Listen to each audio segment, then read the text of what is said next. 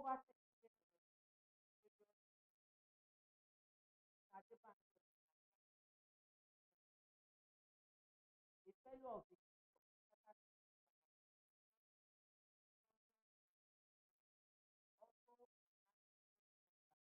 also of holds a bank that affected training local in the village managers and the advanced leadership.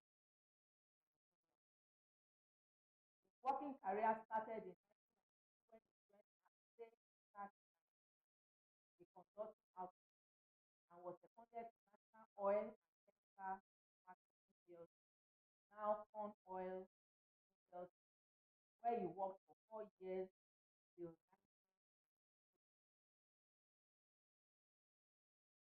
between 1997 and 2001.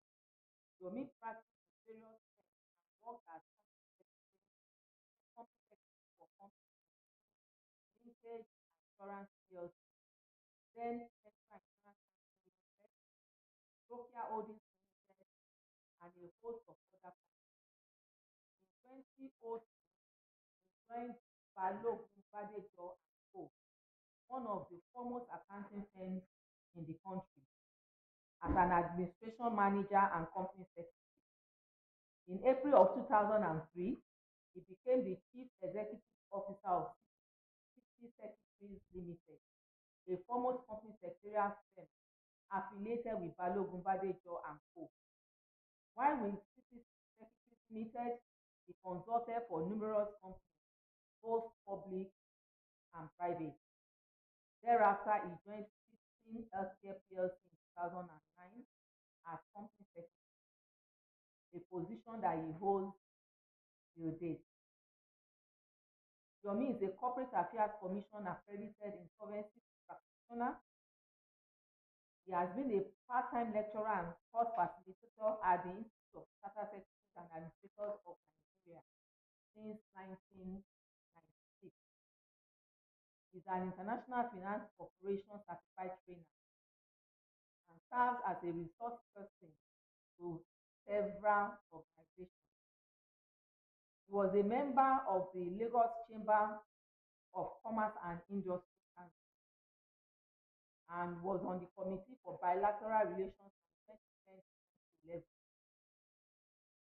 He was chairman, professional practice group of the chamber, and a member of the council between 2014 and 2016. He served on the steering committee of the National Code of Corporate Governance, which was inaugurated, and he has contributed in many ways to the development of the profession of chartered secretary and corporate governance in Nigeria. Interestingly, he has won a lot of awards, few of which I will mention here. Distinguished Chartered Secretary and Administrator of the Year 2014, Rotary International Award for Professional Excellence 2012, Award for the Support and Icon of the Institute of Chartered Secretaries and Administrators 2011, and he is a fellow, Paul Harris Fellow, United States of America 2009, Rotary Adebanjo has authored or co-authored various journals and texts, amongst which are corporate secretaryship, a study text of Nigeria, amongst others. Today, drawing from the wealth of experience, company secretary and corporate practice, we share valuable insights on our topic, understanding company structures, choosing the right entity for SMEs. We are in for a great treat, and I want to assure you that we provide answers to any special questions that you may have regarding whatever business registration issues that you may, be contending with. So without further ado, please join me in welcoming Mr. Yomi Adebanjo. You are welcome, sir. You're welcome, sir. Good morning, So, Bakongo. And good morning, viewers. I hope it will participate all the way. Thank you. thank you very much. So, sir, the floor is yours. We please provide to our audience your expertise on the subject. Okay. Now, first thing first, using structure for SMEs. What are SME companies? These are basically small to medium scale enterprises that usually and in every economy they constitute the engine room. If that segment of the economy is not working, the complaint usually is that the economy is working. So that is where production takes place. It is not every company that will be like Dangote, not all companies will be like Umbakogo or Airtel. But the majority of companies and entities that actually drive the economy are these companies in the SME. And speaking directly to the topic, if you are to choose an entity for an SME, what will you choose? What will be your consideration? And before that, let us look at it. Everybody invests. They are passive investors. Dupe will tell you, people buy shares and wait for dividends. People put their money in treasury bills, in fixed deposits, and go home to sleep. That's passive investment. You don't have to do much. But there are some people who are not just satisfied with being passive with their goals in life. They can't just afford to put some money somewhere and go to sleep. They want the money to work for them, not passively. They want to be involved in how this money is replicated. They are entrepreneurs. They go about setting up businesses. They go about forming companies, registering their businesses. They go about, if they're professionals, they go about growing up. They don't want to work for anybody. They want to use themselves for themselves. These are the people we want to talk about, not investors. They are both investors. The man that puts his money in treasury bills is investing, but is not taking active participation in how that money gets replicated. That is different from another man who took the same money and say, you know what, I'm going to start this money. I want to be actively involved. These are the entrepreneurs. These are the people we want to talk about when they try to separate themselves from the businesses they are formed for purposes of sustainability. What they are looking for is, I've started this endeavor. This business has been started. I want it to survive me. I want to pass it on. I'm not like that man who put his money in dividends and all he's getting is dividends. I'm not saying that is not also good, but for the topic of today, we are talking less about them. We are talking about the investor that is actively involved in creating value for not only himself, but also the society at large. When these things happen, they usually come in the form of, I want to start doing my thing. They start doing these things to a point that they can no longer hold it in their rooms. Take the instance of a woman doing plantation. An entrepreneur. He said, I won't work for anybody, but I'm going to grow this business to any level. He started from his own kitchen. A time came, he wanted to label it. A time came, he realized that people were always queuing to buy his plantain chips. What can I now do about this business? It's going beyond me alone. What name can I call it to differentiate it from others in the market? But this is what people want. It's not the one at the Ankara market. They want this my own particular. How can I differentiate? Then it comes to you. Let me label it. When he labels it, it's going into business. That name must be such that we can reckon with. That name must be such that has weight in the realm of the business world. You then ask me, I want to form a business. I don't even have enough money anymore to run this business. I want capital. Who can I talk to? There's nobody you will talk to in the formal sector for money without asking you, who are you? How are you registered? Apart from the alajos, you want to be able to approach the formal institution. Then somebody tells you, why don't you form? You have to be able to choose what kind of company am I choosing at this level. That is why we go into the various types of companies that the law in Nigeria, the company law in Nigeria, allows us to register. If the step can go down. Now, we've spoken about SMEs and we've described them as entrepreneurs. What do they basically do? They are described by McGraw, and it is there for us to see, Hills and McGowan, 1999, that they are the risk takers. They are people who set up businesses not only to advance their own causes, but also add value to the society at large. And we go on to now ask ourselves this basic question. What are the various types of companies that are available for SMEs? And how should they choose? What factors will inform their choices? And I will refer you to the Companies and Other Matters Act, section 18 thereabout. If you are one or two people, you can form a company. Companies can be formed by two or more people.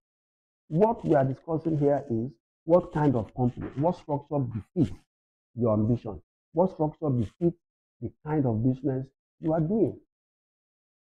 And if you look at it critically, we have companies that are limited liability, usually formed for purposes of making profit. But even when you say a company is limited, it's a limited liability company. It can be private, it can be public. A private company is one owned by two shareholders. And under our laws today, a single person can be formed into a company and will still be able to run it. But being able to choose that this is the best fit for this kind of business or entity is the key thing we are trying to look at. Therefore, for most entities, for most organizations that are interested in making sure we run this business to be distinct from ourselves, we want to separate Yomi Adebanjo from the business he's doing. He can register a private company limited by share. Good enough, one person can now be formed into a company. What he is trying to achieve is a distinct personality. He wants to be able to separate himself, the risk he has taken, from his personal belongings, so that his own personal belongings are not affected by the misdoings of the company that he has formed. Are we communicating? That is essential for this consideration. The next step, of course, is to consider if this company is to be formed, what advantages am I getting by forming a company? Why am I not forming this type of company? Why am I forming this type of company?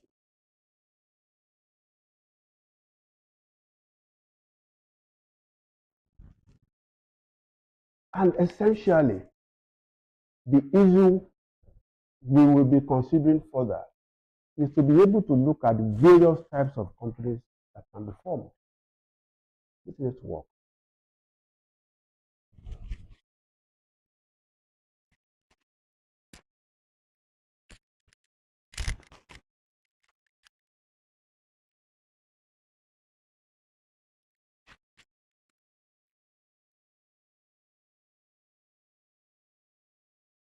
you start not working.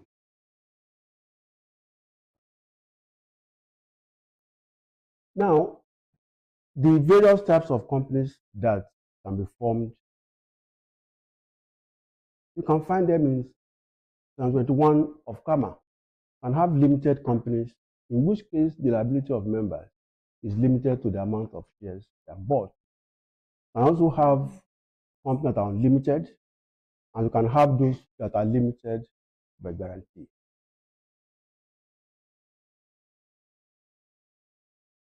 Going further, there are companies now that are limited partnership, suitable more for professional practitioners who wants to be able to separate their personal assets from their practice.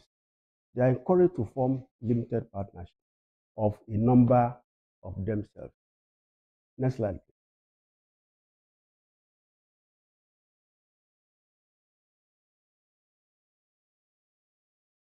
All right. There are other types, and we can talk about limited liability partnerships provided in Part C of CAMA, Section 748 to 794. There are also limited partnerships at D, and there are business names. Business names are essentially for running sole proprietorship. When you have an idea of what to do in a locality, you have an idea of a business that is not so big, but you still want to distinguish it from other brands.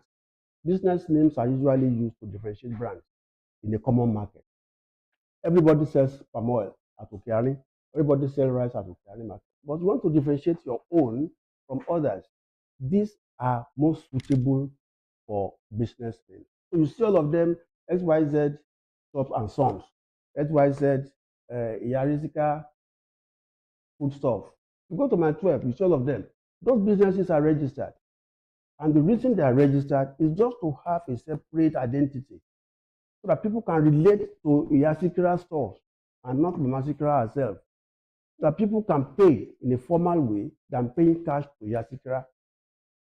So that an account can be opened in that particular name and not just in the name of Masikira. So businesses of that nature, sole proprietorship, usually go to pursue their ambition through business name registration. And of course, there are incorporated trustees, which will not come within the realm of our discussion today. These are special organizations formed for the purpose of advancing a belief or a manifesto. We won't talk about that, but essentially we'll talk about companies. When now choosing a company, what are the considerations you must have? You must have consideration for a number of factors. Next slide, please. These factors will include your desire for personal protection. Are you still comfortable with the way you are operating? Are you still okay the way you are running? Or the scale has gone beyond what you can manage alone? If that risk is becoming too much, you may think of, let me separate myself from the affairs of this company and give myself some shares. This would be a major consideration. Next one, most sole proprietorship prefer to be distinguished in terms of what they do. They want to separate it from others. Other factor is control. How much of control are you willing to allow? Do you want to continue to control it yourself? Do you have anybody you can trust to come with you in this business? You can do a partnership of a limited liability company, just as you can do a partnership of pure partnership, as in partnership deed. Of course, you will look at the entity itself. Does it require a special license? Does it require to be formed and run under a vehicle that is different from others? For instance, you can't run the kind of business First Registrars do as a business name.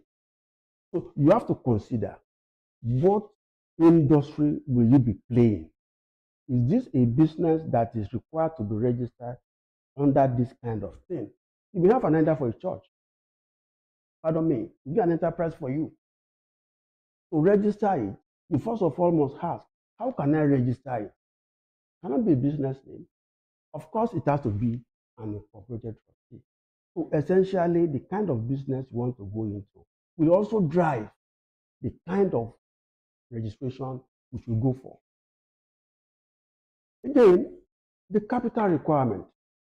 What is the capital requirement for this kind of business? You want to set up a microfinance bank. It's different from somebody wanting to set up a commercial bank. So in that regard, capital will drive you into the kind of business you want to form. If the capital is too much, I'm not sure if there's anybody who spent up to 60 years of his life and has saved 25 billion naira, or spending 30 years of his life and has saved up to 25 billion naira, not doing business before and wanting to go into banking. So this kind of capital may also push a promoter into looking for partners, into looking for the kind of business that will reflect that people will have to contribute money through shares and the like. So you want to form a company that is limited by shares as a private or as public company. Next slide, please. Other consideration will be tax consideration. What is your tax appetite? A businessman trading under a business name will pay just one tax because it's not different from the business he has incorporated, he has registered. Yomi and Sons, as a business name, will still pay the same tax that you have to pay. You won't assess Yomi and Sons and assess Yomi because our identity is still the same. So if you want to manage tax as a starter in business, you probably want to be careful not to go too far into registering a company limited by shares. You want to start small and grow it gradually. You start with a business name. You differentiate your brand. And in so doing, you are still able to protect your financing. You are still able to conserve your funds. The bulk of it is not going into tax liability. The same tax you are assessed for is the tax that your business is assessed for. But there is a fusion of both of you. You are one and the same. Again, for quick growth, growth may also force you into wanting to register a particular type of company. You just want to start big. Like many of the banks in the past, you want to start big. You start looking for partners. You know you can start small, but in this kind of arena, you have to make your impact as quickly as you want to. Therefore, that may also inform the kind of business you form. You want to go into, let's say, form a company limited by shares, a certain level of capital. And again, still looking at what will inform the kind of entity, the kind of structure you go into, you will also want to consider, is this business requiring a particular license to operate it? Where will the license be conferred? Is it on me as an individual or on a company? If, for instance, you want to go into telecom, you must register a company. As a carrier, a license must be obtained. On whom is the license conferred? Is it on you as a person or on the entity that you register? That will also inform the kind of entity you want to go into. Next slide. Now, how will you register all of these entities we have itemized? Let's not forget what we have done here. We have itemized that you can register a business, in which case you are trying to separate your brands. If you operate in an open market where consumer goods are common, or you are a practitioner of any profession and you think you must differentiate yourself from others, they should know you separate from any other person. You want to have that image of running a business name will go. Secondly, you want to run specialized line of business that require minimum capital, that requires by law a particular structure. And I gave an instance of companies in the financial industry. People like First Registrars, I mentioned, stockbrokers, I mentioned, and others in the financial system. The requirements are there that if you have ambition of running a business in this line, this is the minimum expectation in terms of registration. So that will go for a company limited by shares. We went further to say that there are other varieties of entities: limited liability partnership, limited partnership, incorporated trustees. All of these have their own peculiar needs and they fit different purposes from the Ajelogo Industries Limited. And when that ambition or desire is denoted, is confirmed, advise the regular or the appropriate kind of entity to be registered. All of that was simply to tell us the various types of entities and in what circumstances they will be more desirable, they will be more suitable. Now, I take my viewers as laymen who will now have to register this company. I take Mama Sikira, for instance, who operates a business in frozen chicken. I take Mr. Nicholson, who is an accountant and just coming out from the institute. He wants to practice. I take Edupe, for instance, who want to run a registrar's department and the likes. They now want to register this. What should they do? You should approach an accredited Corporate Affairs Commission agent. For this purpose, a Federal Secretary, a lawyer, or an accountant who is already accredited. Brief somebody. This is what I want to do. I've run this business for a while from my kitchen, but I think it is time for me to be distinguished. I want to label it. How can I go about it? People pay me cash. I want them to be able to pay not to me, to my bank account. But I don't want personal bank account. So it will mix up. Okay, let's say a business name. So brief that agent. When you are briefing that agent, go with a name. So you must name that your business something. As an SME, it's a small entity, small to medium entity. But I didn't talk much about that. What we call small and medium enterprises here, by the time you look at the number of employees, by the time you look at the capital requirement by CBN regulation, you are beginning to look at it as if all of these are SMEs, then which organizations are live? And that was why I said SMEs run the engine of an economy.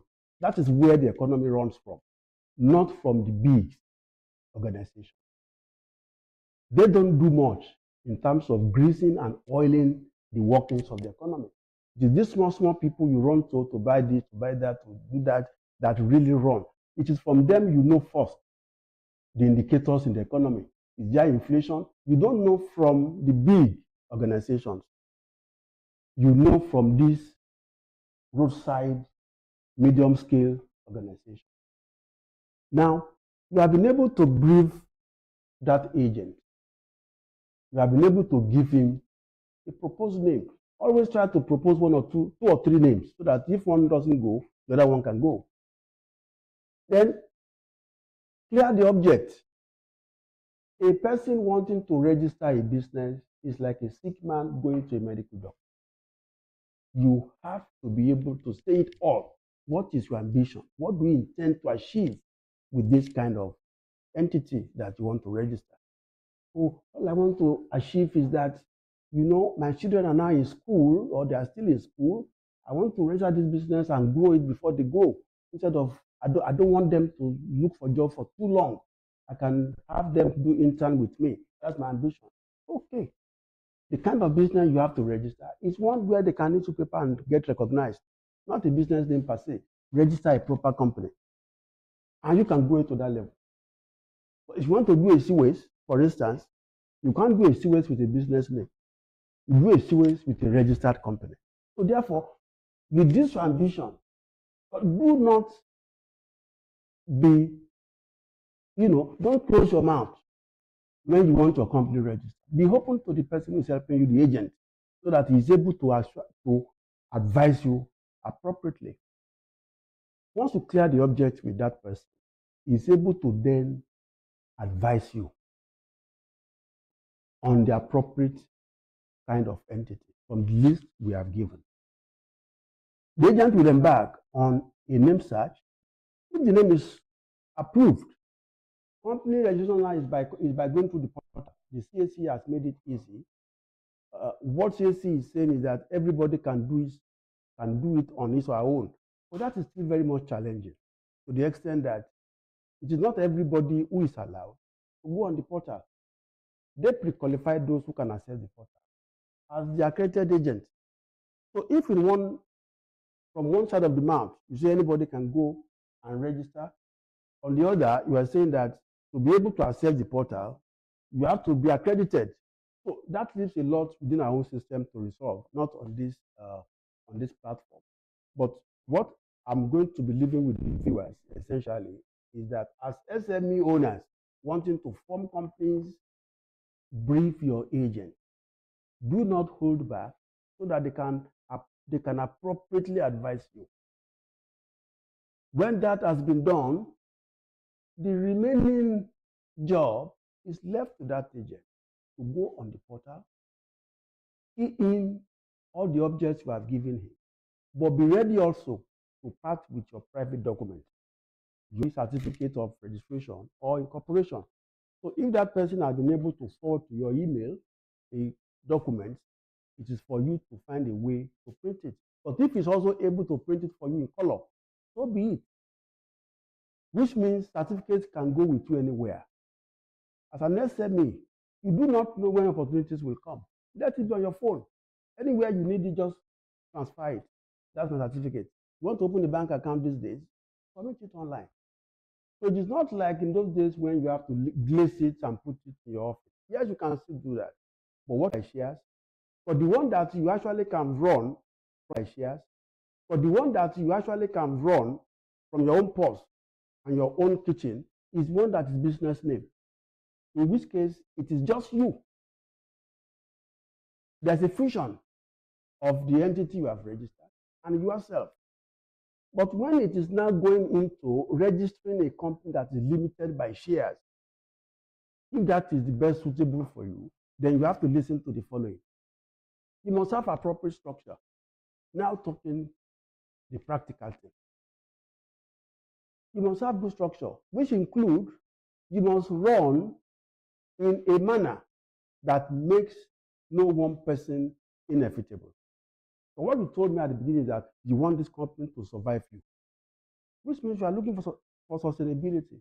And if you want sustainability, you must be ready to put structure in place that engender that sustainability, which means let the company be able to run on its own. From day one, put structure, put policies in place. Everything is not by your discretion. Anything done today can be done tomorrow on the same precedent, not because what you think you should do part-time is what you do. You want that company to survive as you want it, put structures in place of independence. When you are not in the office, let the company be able to run. 2, hierarchy and reporting lines should be clearly defined. Then independence is very key. Next slide.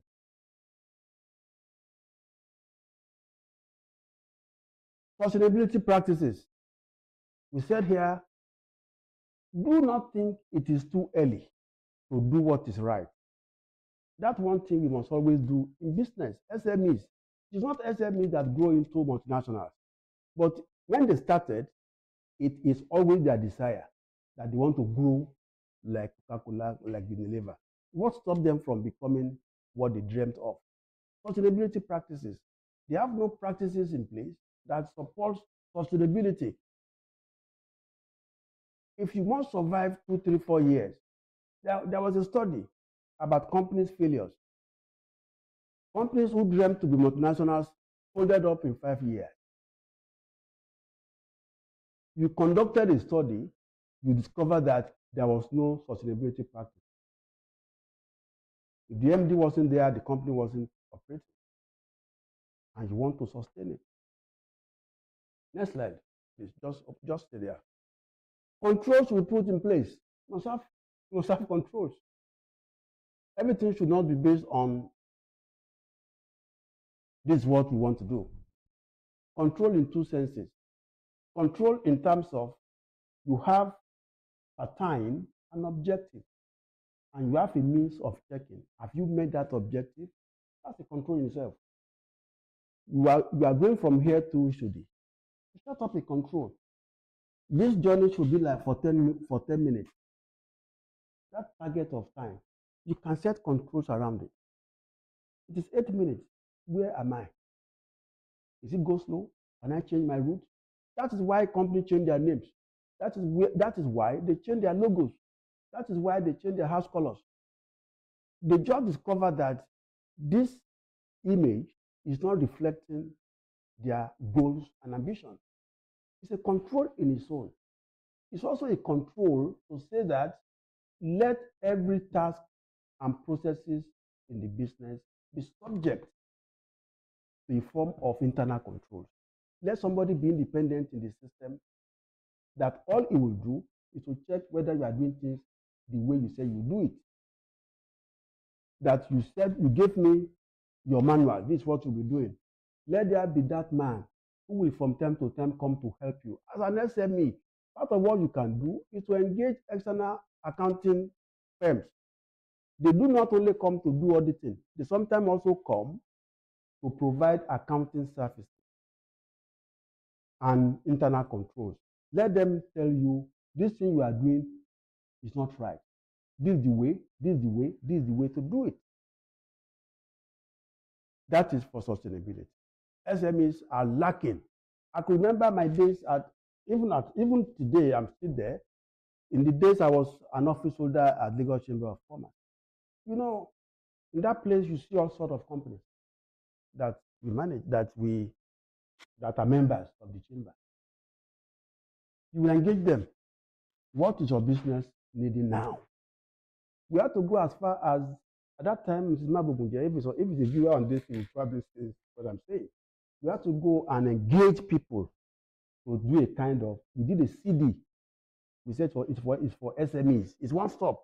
Anything you need as an SME, just slot that CD in. Your control processes, your sales management, your recruitment processes, so that as an SME, everything is not just in your head. There's a template you can follow for time. So that is needed. It's part of what SMEs put in place. You have been able to choose a structure for the business. Your ambition behind the business must be realized. And the ambition is always, I want this company to survive. Let that be whistleblowing. Rules about what is acceptable and not acceptable should be published and enforced. It is not about we are just 2 years old. No. Most of you SMEs miss it when you say we are just 1 year old. No. If you must do good, you start from the one. Next slide. Okay. Provide facilities. Whether it's a business name we have registered, whether it's a company limited by shares we have registered, as an SME, provide adequate facilities. You are the largest employer of labor in any economy, the SMEs. Largest employer of labor. So your processes must be enabled. Take the employees of Dangote, Globalcom, Airtel, put them together. I challenge you on this call. Put them together on one side. You discover that if you go to National Bureau of Statistics and Ministry of Labor and Employment and ask for a statistics of laborers in Nigeria, the SMEs, you outnumber them. So it is not a segment of the economy that can be overlooked, whether in terms of how they get registered or how they get managed. There must be conscious effort at helping them. But you also help yourself. How? Provide facilities. Ensure the business runs on adequate facility. It may not be 10 laptops. In fact, if you don't need any, don't go for it. But if you need it, provide it. Your telephone, you bought it for 2 million naira. You are an SME. You are still looking for a PA. When that facility in your hand can provide all you need, it will be your PA. It will remind you of your appointment, that thing in your hand. But provide facilities to work with. Automation that can bring about efficiency and economy, don't be found wanting in that area. But more importantly, acquire fixed assets on a need-to-have basis. You see, we have seen private owners of businesses squander their monies. They buy latest vehicles, and it is vehicles are named one of the 7 bad habits that drains but don't give you back money. Yes, vehicles, latest vehicles. I challenge you, all of you on this call, go and see the kind of vehicle that Bill Gates is driving. Just ask. You can Google it. Because they know early, when they are still SME like the people we are talking to now, they know very early in their career as businessmen that the hard flow that won't give back money, they won't invest in it. They won't buy latest things. All of these phones, as an SME runner, all of these phones we are buying, latest.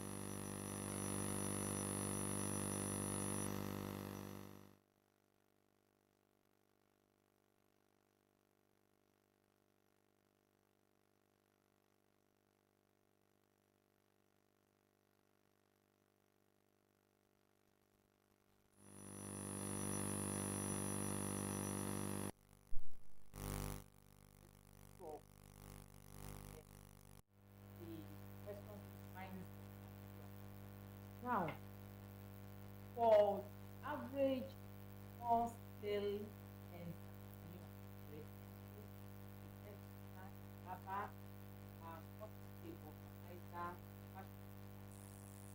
ẹja, like they say in Kapala, Mateleron, Loko, or Yalata, a caterer,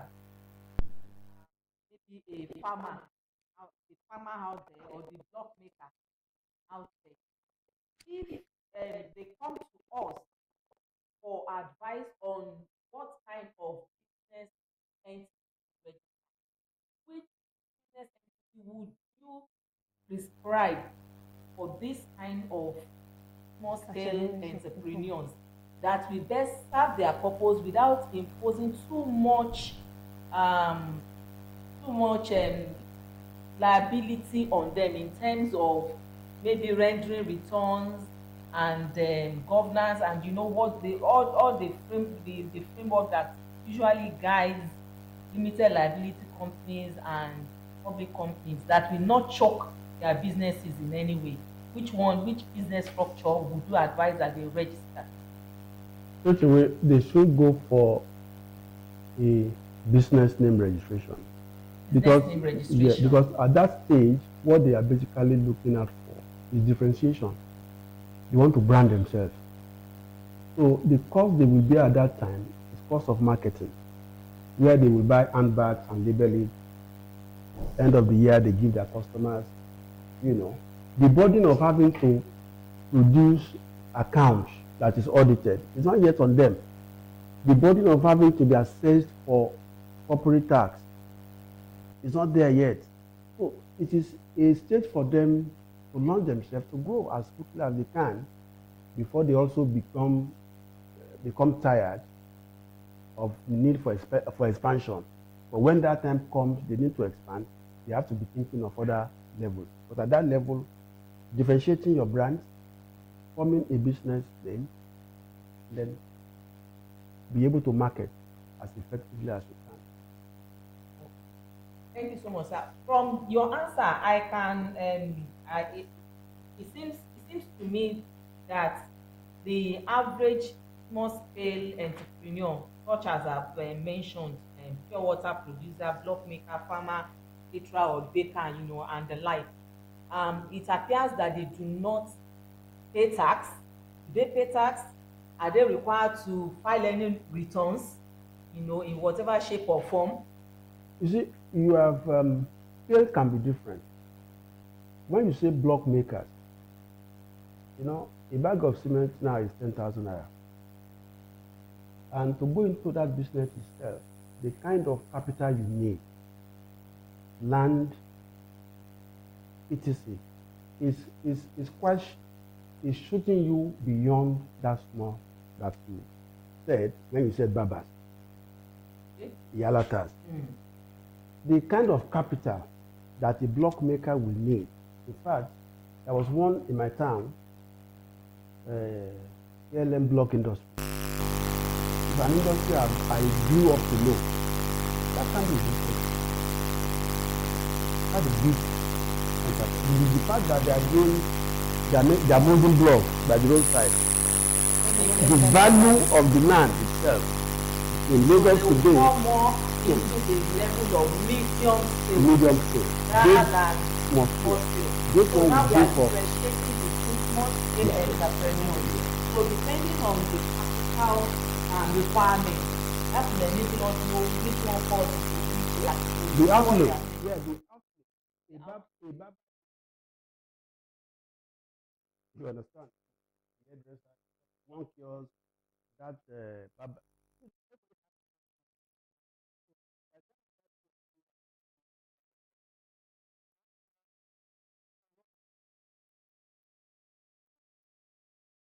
industry you mentioned is block. That has to be medium, and you come under regulation. They don't say we regulate you. Ladvika will come to you. What kind of block are you building? This is said that it's only house. You understand? As long as you come under regulation, this regulation is something you cannot hide behind just. You can be regulated by association. Barbers, they have their own association. That's not governmental. That's just trade group.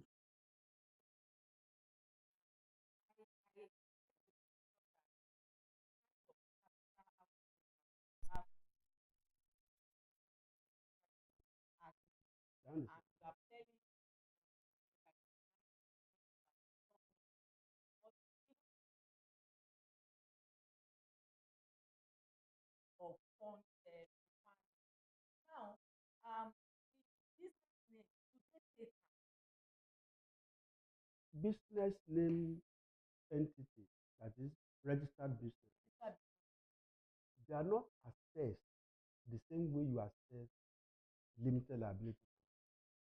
But because of VAT and withholding tax, the new tax law has actually liberalized, has given them some soft landing, but they are still subject to VAT. They deduct VAT and they must remit. So their own obligations when it comes to tax is remittance. The services they render, people pay VAT on them. For instance, if you run a beer park, people drink, VAT is included, remittance. I would like to just zero in on the typical meat seller. Okay. How does that kind of individual charge VAT? Because you are taking it to a meat seller, let's say if I did the market, they don't charge that, but an indirect kind of tax is on them. And I'll tell you why. You go to the abattoir to kill all of this. Right there, they pay some levies before they come out with all of this. So there's a tax already on them. Okay. They have paid on behalf of their customers. Okay. And their customers will pay by the time they are cutting the meat. Yeah. They will add it to their cost. But before they slaughter, you pay to the local government at the abattoirs. So as a business people, they had it up. It's part of their cost. You pay for it. Okay. So there can be indirect tax that you pay. You don't know you are paying it. Yeah. But you really have paid it. Yeah. Government has taken it in advance. Even for hairdressers. Through levies. Mm-hmm. Through levies. Okay. Even your shop. Yeah. Government will come there. You pay levy. Okay. So when you come and I go there. Indirect tax. That is the bulk of what we call indirect tax. Okay, that's clear. I hope that speaks to a question that one or two of us on the audience may have. Secondly, I would like to ask for someone out there, I'm asking for a friend, as they say, how much is good enough to start a small scale industry or a small scale enterprise with, that will not necessarily, be a burden on someone out there who is looking to start in his or her own business?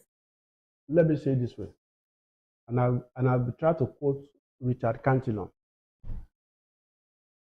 What you need to go into business is what? Richard? I think first you need an idea. An idea. What you need to go into any form of business is the basic idea. Yeah. If you are the type that want to go into business and the first thing you are thinking about is capital, you are not going to start. So instead of asking you how much capital you will need, I'll simply say, I don't know.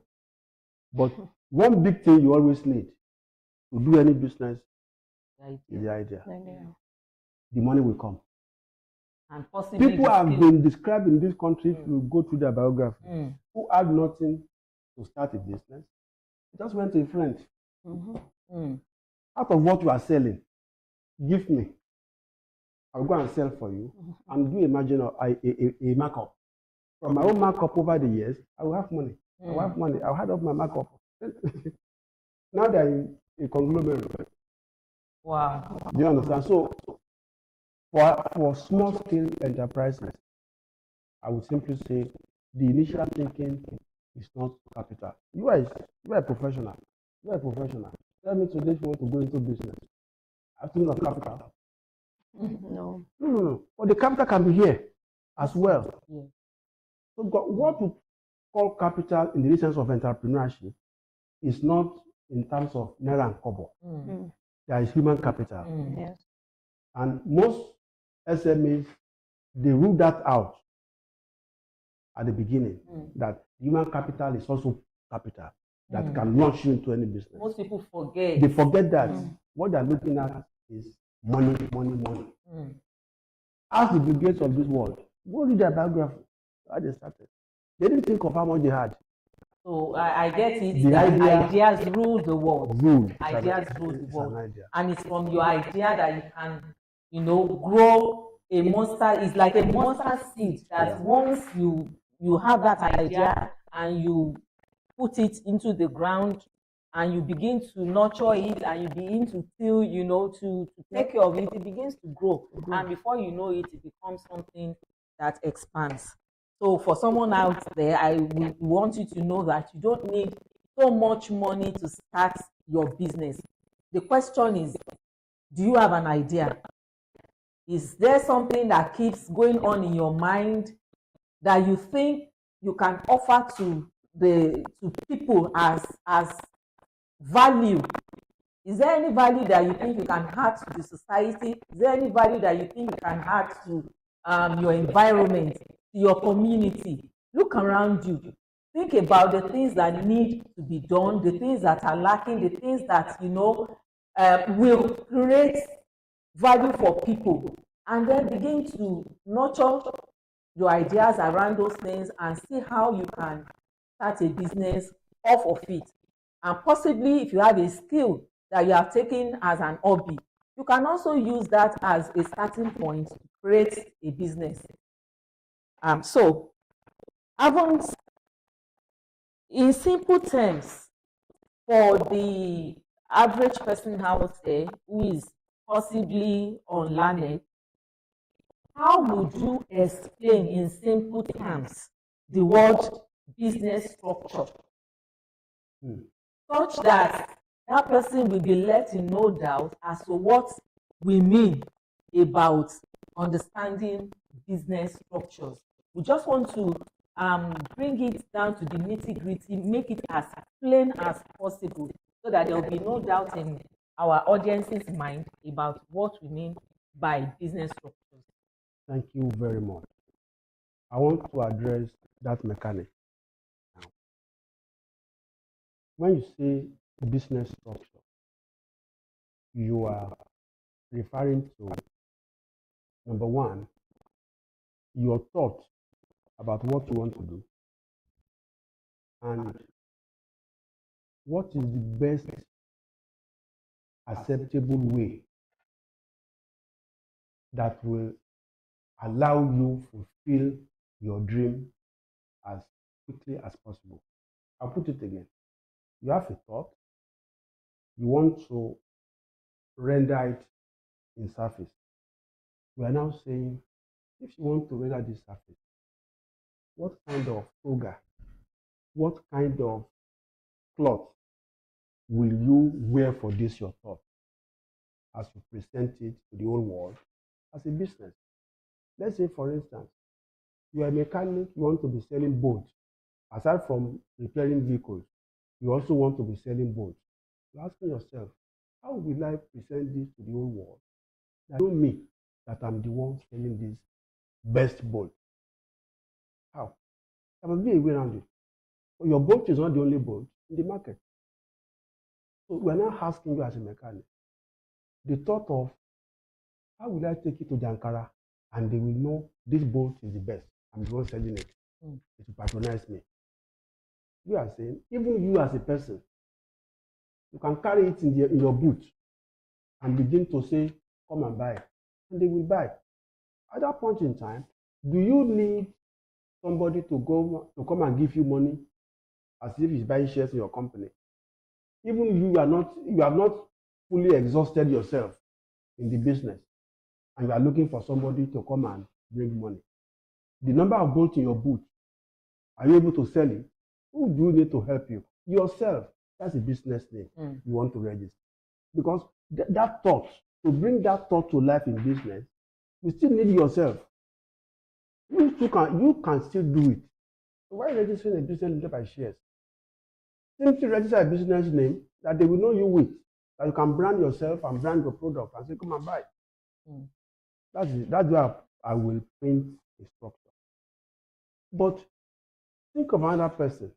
He has a big idea about a business. That business he wants to do is because is a professional banker, let's say. He knows everything about banking. If you give him a bank to run, he will run it successfully.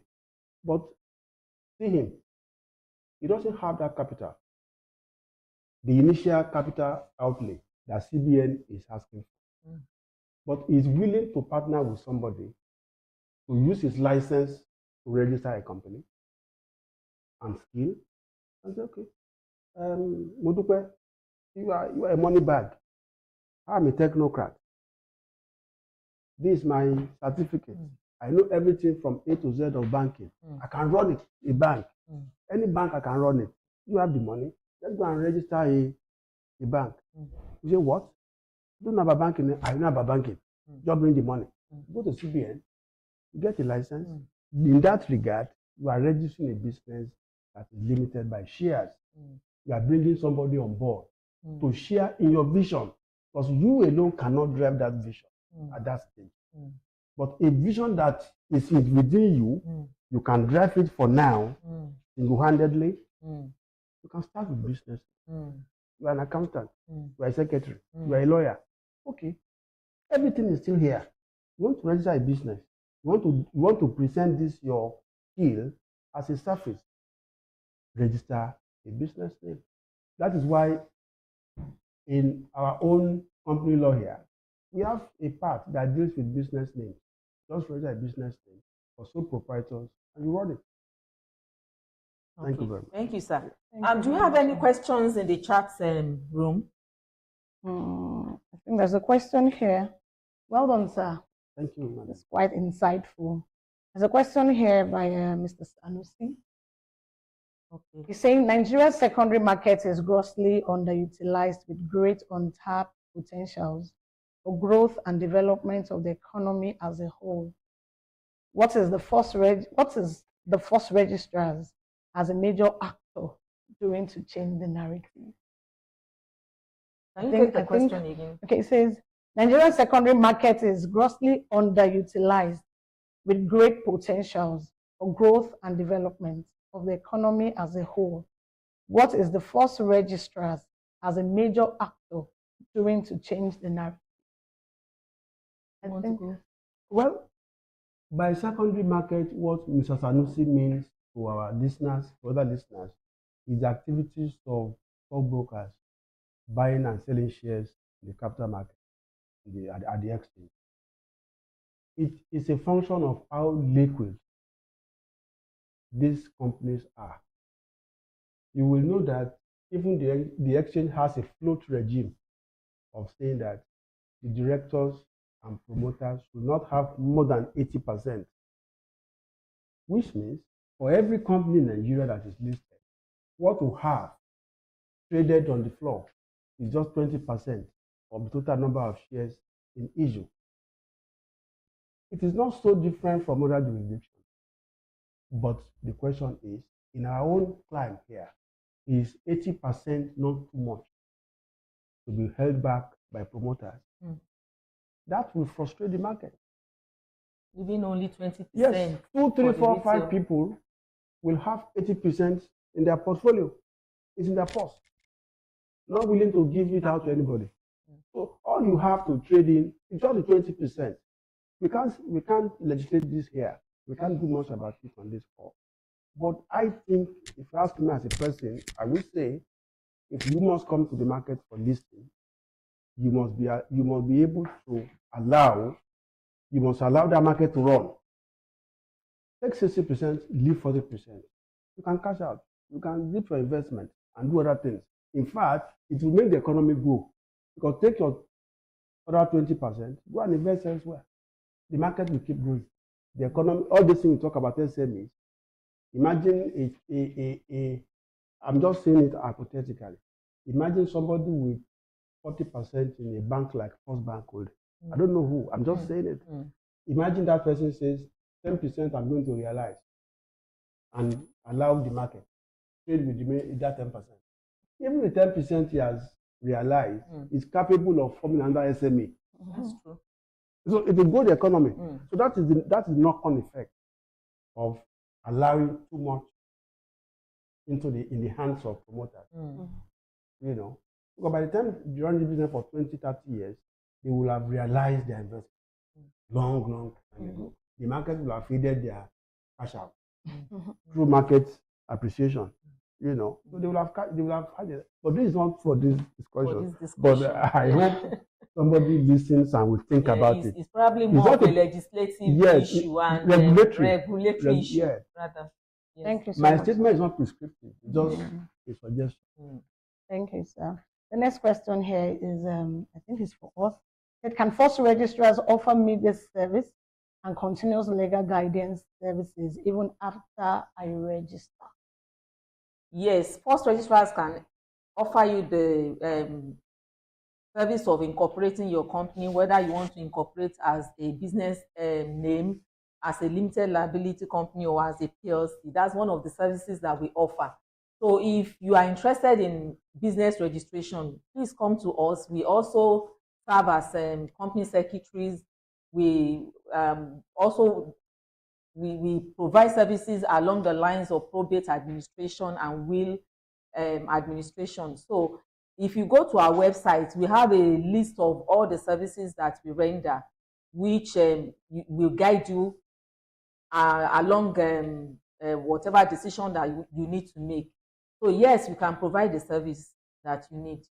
Our contact details are running across the screen as you watch us. Our email address is info@firstregistrarsnigeria.com. You can contact us via any of our social media handles to register your business. You can also call any of the numbers that we have listed and scrolling across your screen. Does that answer the question? Yes, thank you so much, ma'am. Any other question? Lastly, for Mr. Yomi, this is from me. As a small enterprise, I want to scale up. What are the factors I need to consider in scaling up, and which would you recommend? What are the factors I need to consider, and at what point do I need to bring in board of directors into my business if I have to scale up? Scaling up, I will take it to mean business expansion. Yes. You want to either lateral or vertical. Yeah. If you want to scale up, the little I have known of business over the years is that what kind of trust have you built? If you are registered as a limited liability company, you want to be able to go through your account, and say, okay, there's a history here. The last 5 years, this is what this company is. Consistent profitability, consistent growth. In other words, do you have a bankable record? If you do, because the expansion is not only going to come from your own equity. When companies talk equity, when companies talk expansion, they also talk borrowing. Bringing in new fresh funds. They talk new investment. They talk new investors. Because expansion brings about investment. In that investment, you will need new investors. They may be equity investors. They may be borrowing investors. But you must first of all have a record that brings about trust. That's why you see companies 2-3 years old, because they know where they are going. They go for a big accounting firm to audit them. What they are doing is to give that assurance to the public. The time they need that assurance from the public, they already have it. If, for instance, I'm not advertising for any firm. E&Y, is known as one of the big four in this country. If a company started last 3 years with a capital of, let's say, 500 million, and they think they should use Ernst & Young as the auditors, one may think, why are they throwing away their money? They're not throwing it away. They are just building that assurance. They are building that trust that they will need in the next 2-3 years. By the time they throw this account at anybody, bank or any investor, these guys they are trustworthy. This auditor are one of the best ones. If they can give them this assurance, we can bank with them. So it depends. Build trust, build structure. There's no trust, there's no structure. Expansion becomes very. Thank you so much, sir. Can you check if we have any more questions in the chat room while you are doing that, Mr. Adebanjo, Yes, ma'am. is there any way that the government can enable SMEs succeed better in order to add value to the economy?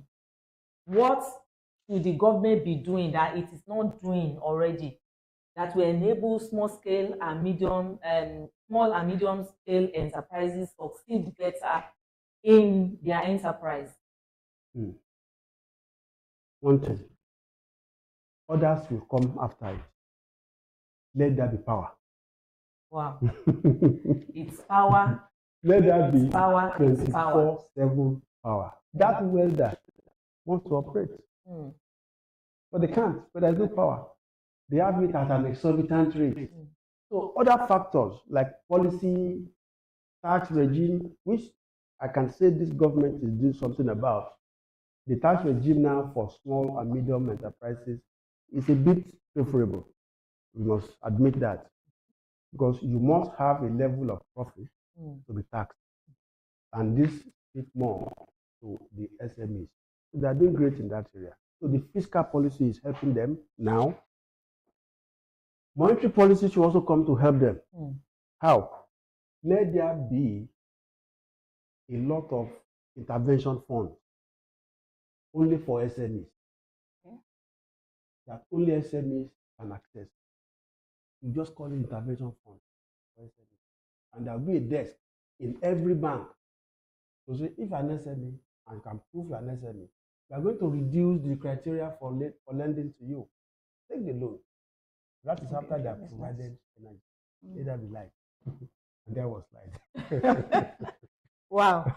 I have a question here from one of our viewers, Olukorede Titilolu.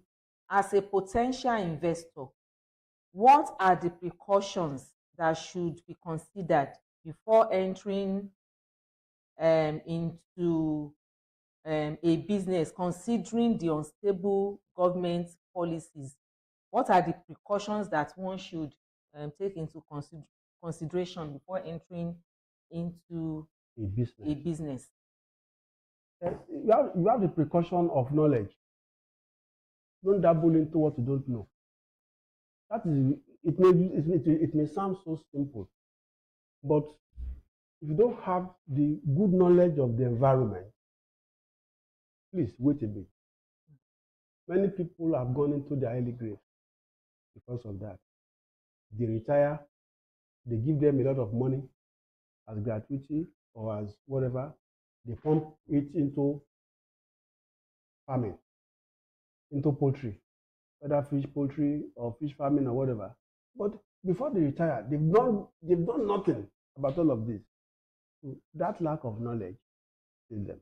So as I'm sitting down here, what really comes to my mind is that one of the things you must red herrings that you must be aware of is that, do you have adequate knowledge?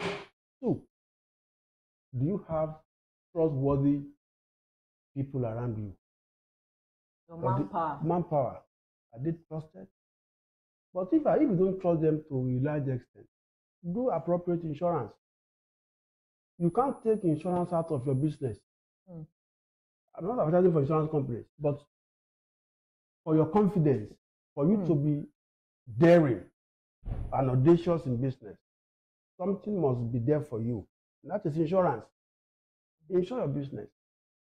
With that insurance at the back of you, always thinking there's something to fall back on, will give you the impetus, will give you the courage to risk, to take the risk. And all over the world, people who study 1 or 2 things in entrepreneurship will tell you they are risk takers, but take calculated risk and back it up with appropriate cover from a good and reputable insurance.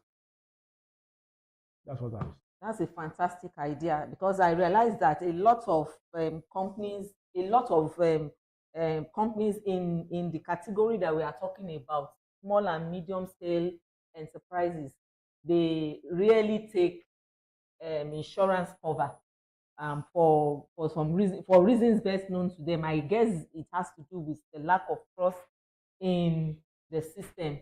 However, our guest speaker, Mr. Adebanjo, has made a case for why you need to ensure that you take adequate insurance for your business, so that if and when, God forbid, something happens that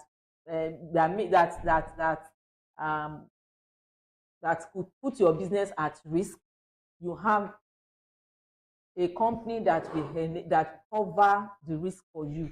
So it's very important that as a small and medium scale enterprise, you make sure that you have insurance cover for your business. If anything goes wrong, Mr. Adebanjo, that reminds me right now. You remember during the NSAS movement, a lot of small and medium scale businesses some were wiped out because they were not insured. A lot of them, they had to start from the scratch. It was only those amongst them that had insurance that had the opportunity to quickly get back to their feet. So if you take a look at what happened during that period, some companies, some small and medium scale enterprises up to today have not been able to get back to their feet. So I would also want to align my thoughts with Mr. Adebanjo that it is important that you insure your business, no matter how small. It protects you from any unwanted liability. Thank you so much, our viewers. I hope you have enjoyed watching and being a part of today's webinar. And hopefully by the next time we meet, we'll be coming with a more engaging and interesting topic. We hope you have actually gained some insight into how to start your business, as well as some insight into the kind of structure that you can use that will enable your business to flourish and prosper. Well, at this point, I would like to say thank you to Mr. Adebanjo, and thank you to my co-moderator for being a part of this webinar. We look forward to meeting with you some other time. You can reach us on any of our social media handles. You can also send us an email at info@firstregistrarsnigeria.com. Our telephone numbers are scrolling across the screen, and you can as well see our contact address there. Please feel free to call, to visit, or to send us an email anytime you have any questions.